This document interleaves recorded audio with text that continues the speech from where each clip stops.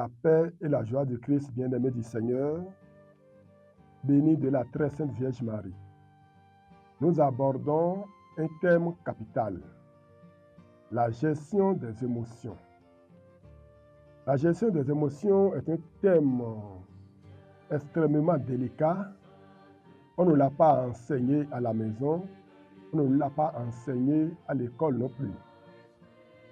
Or, la mauvaise gestion des émotions empoisonne nos vies et nos relations, nous livre à Satan, car Satan et les démons jouent sur nos émotions. Dans une journée, nous avons plusieurs occasions de nous mettre en colère, les méchancetés, les joies, les désolations, les peines. Mais la mauvaise gestion des émotions constitue des choses en nous qui donnent prise au diable. Voyez par exemple dans Matthieu 6, verset 27, il est écrit, qui parmi vous, qui à force de soucis, peut ajouter un tant soit peu à sa durée de vie? Non. Que nous voulons ou pas, les soucis vont venir. La colère va venir. Dans Éphésiens 4, verset 26, il est écrit, quand vous vous mettez en colère, ne péchez pas. Être en colère, ce n'est qu'une émotion. Mais quand quelqu'un est en colère, sa raison est perturbée, il peut agir comme un fou et regretter. Pour avoir une stabilité émotionnelle, il faudrait faire appel forcément à sa dimension royale. Car, chers amis, à notre baptême, on nous a dit que nous sommes prêtres, prophètes et rois. Notre dimension royale est un pouvoir extrême que Dieu le Père a mis dans les baptisés pour les distinguer des animaux et des robots. Le roi, c'est celui qui se maîtrise et maîtrise les autres. Quand vous vous mettez en colère, ne péchez pas. Voyez-vous, par exemple, Saint Jean-Marie Vianney, il a des difficultés mentales, des difficultés pour assimiler les cours, surtout en latin. Et puis, on a pris un petit qui maîtrise bien le latin pour l'exercer à la maison.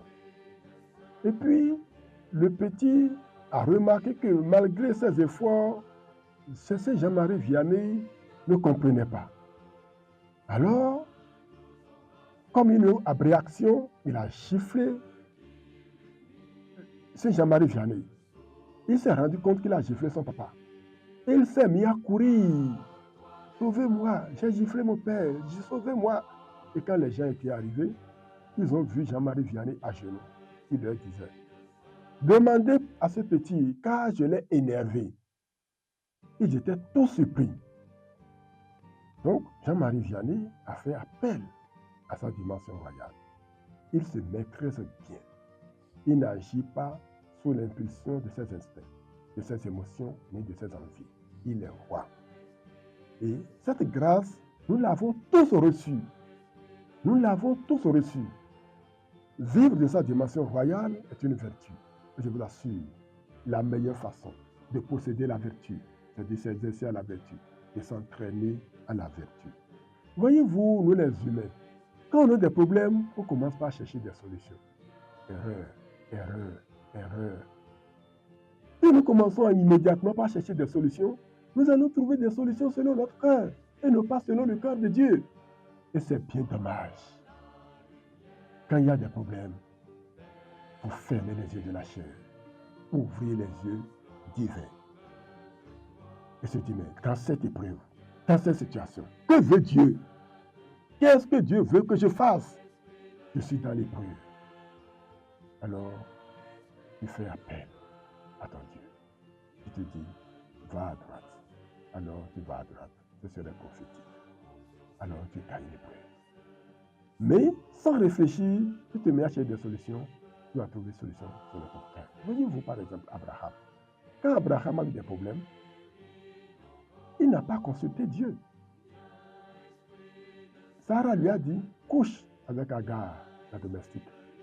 Comme moi je ne conçois pas, alors tu auras un enfant venu de toi. Mais Abraham n'a pas consulté Dieu. Abraham a couché la domestique.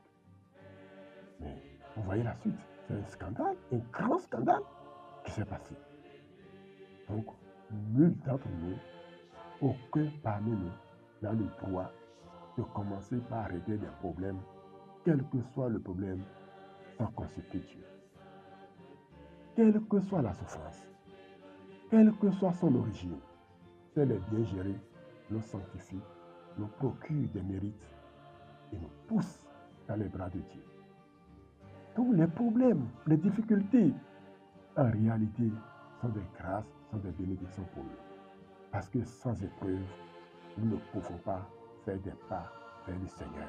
Esprit de sainteté, viens esprit de lumière, viens esprit de feu, viens nous embraser. Chers amis, quand nous avons des problèmes, nous sommes au cœur des épreuves, nous n'avons pas le droit d'être naturels. Nous devons être surnaturels. Parce que quand tu agis de façon naturelle, c'est que tu agis selon ton humain. Et si tu agis selon ton humain, tu agis selon la chair. Et nous connaissons les œuvres de la chair dans Galates 5. Et il est écrit, il n'y a rien en l'homme qui ne soit perverti. Voyez-vous par exemple, il est écrit dans Hébreux 10, verset 30, nous savons celui qui a déclaré, à moi la vengeance, à moi la rétribution. Or, la nature humaine est caractérisée par la vengeance. Celui qui t'affronte, qui t'invective, publiquement, qui t'humilie, tu commences par avoir pitié de lui, à prier pour qu'il se répande. Là, le ciel t'acclame, Dieu t'applaudit. Cela te procure des mérites, cela te sanctifie, cela te pousse dans le cœur de Dieu. Mais le monde ici-bas va dire, mais il est mien, il est le roi des cons. Si on doit choisir le roi des cons, on ne trouverait pas mieux que toi. Et c'est vrai, parce que les réalités divines sont folie pour ceux qui ne connaissent pas Dieu. Nul n'a le droit d'être naturel. Soyons tous naturels. Quand vous voyez par exemple Sainte Thérèse de l'Enfant Jésus, lorsque la responsable, un jour, a demandé aux filles du Carmel, amenez-moi les marmites, les plats, les fourchettes, tout ici, rapidement, on a tout mis là. Il dit, Thérèse, lave-moi tout ça. Elle dit, oui, ma mère, et commence. La mère se fâche, elle va sortir les tabliers et vient déposer à ses côtés. Il dit, lave-moi vite les tabliers.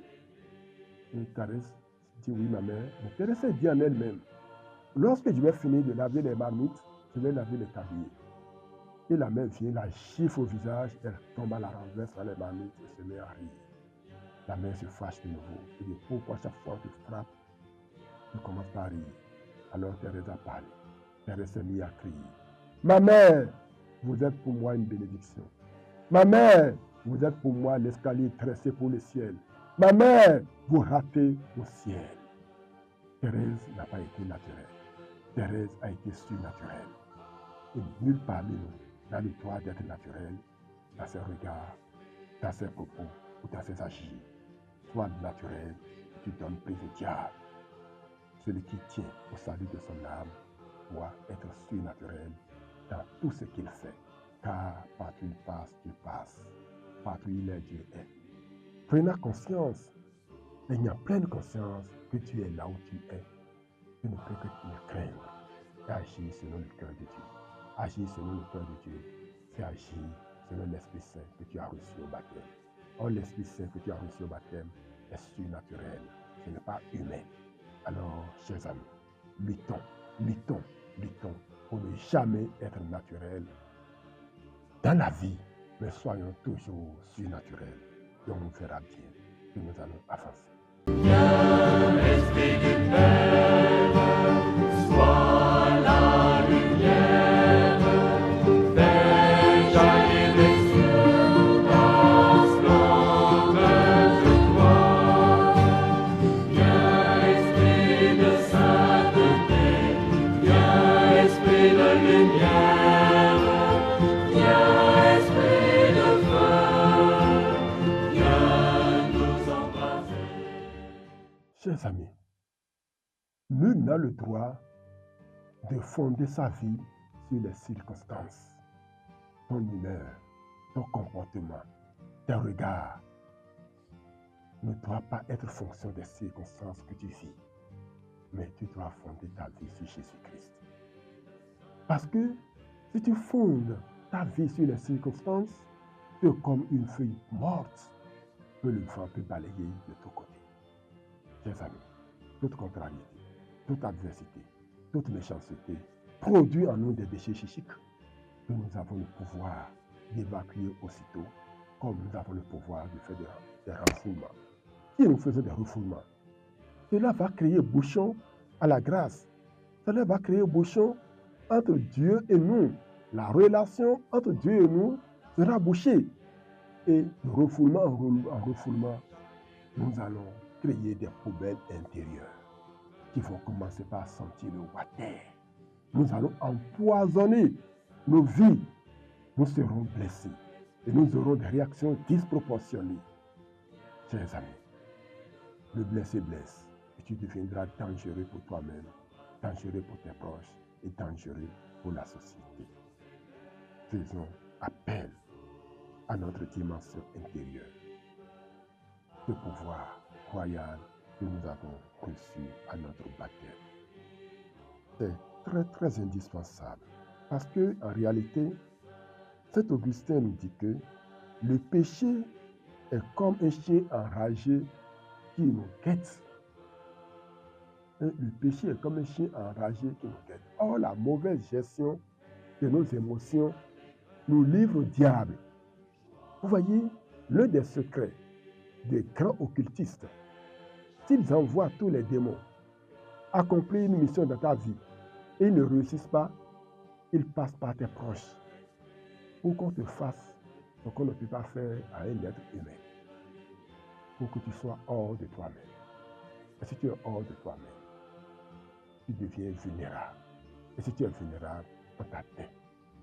C'est pourquoi ce pouvoir royal, incomparable, que nous recevons au baptême, nous devons nous exercer.